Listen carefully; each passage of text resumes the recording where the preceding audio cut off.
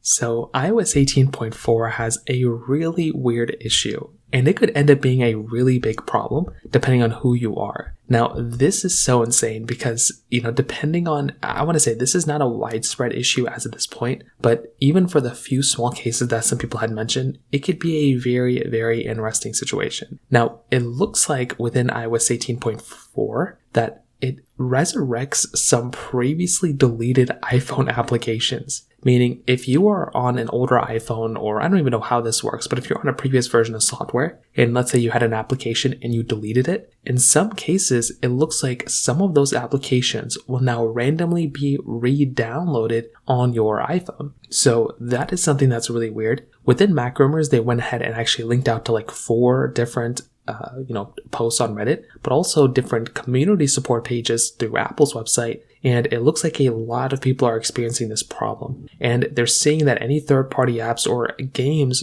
that were not there before are now being reinstalled. Now, it's not all applications, it's not maybe a lot of people are experiencing this, but it looks like actually quite a few people are having this type of issue, which again, in and of itself is very surprising. Now, this reminds me of this particular problem that happened not that long ago where some photos were being brought back into the Photos application. So I think it was like some recently deleted photos were being brought back, or it was like photos from other people's phones are being brought in.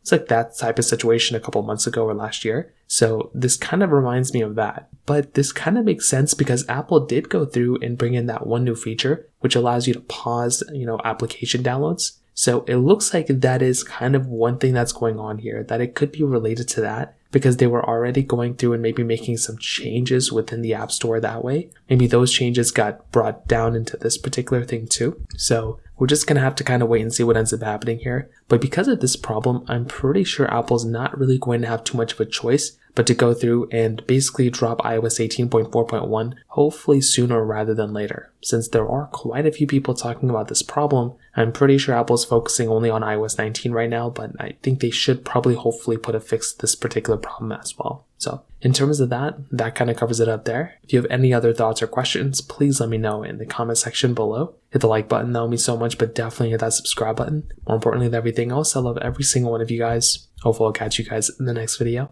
Peace out till then.